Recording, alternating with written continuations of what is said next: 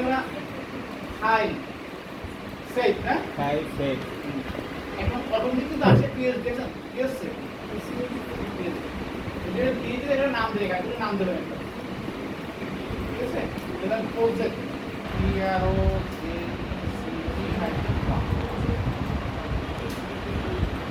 এখন এই যে হলো না প্রজেক্ট 1 সেভ হলো না এই ফাইল এসে করে নারায়ণ যায় দেখছেন নারায়ণ যায় নারায়ণ যায় না নারায়ণ যায় কাটা যায় হলো যায় আমাদের ফাইল দেবে সেভ দিয়ে দিয়ে জেপিইজি কি দেবেন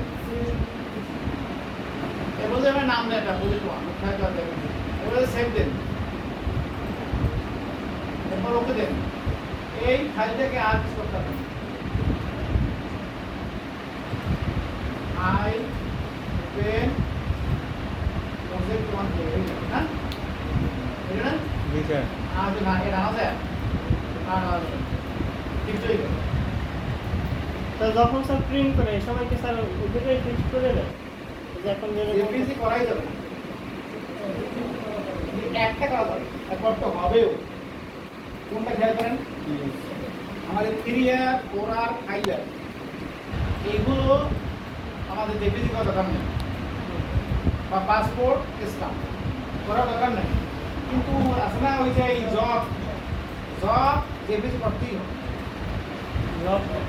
খালি কিন্তু ফাইল নিয়ে নেবে না জব কোনটা যতদিন কোনটা থাকে জব করি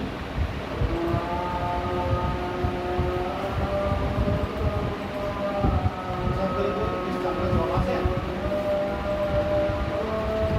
জব দেখে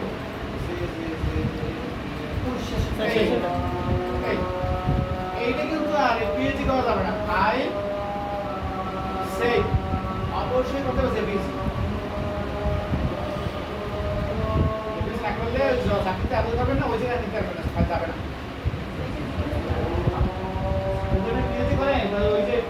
জবে কিছু যাবে না আপনার ফাইল দিতে হবে না ফাইল যাবে না দেখাই যাবে পিএইচডি হবে দেখা যাবে বুঝতে পারছেন জেপিজি অথবা পিএনসি হলে নেবে ফিচার ফাইল নেবে না যাবে না তাহলে সেভ করতে কি নামে এই যে পিএনসি করবেন এই সব কি পিএনসি করবেন না জেপিজি এই সব ঠিক আছে সেভ বুঝতে নাই হয়ে যাবে তাহলে আমাদের মূল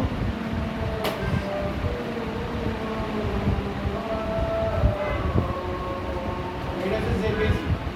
এটা কি পিএইচডি হতে পারে পিএইচডি করে এই ছবিটা পেয়ে যাবেন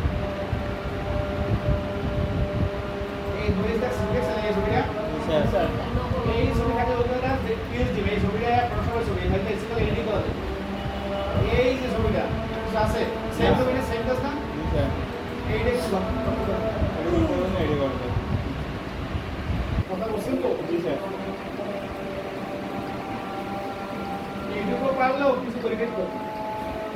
জি স্যার বড় ছেলে দোকানে গেলে চলে এই দোকানে স্যার তাহলে তো বড়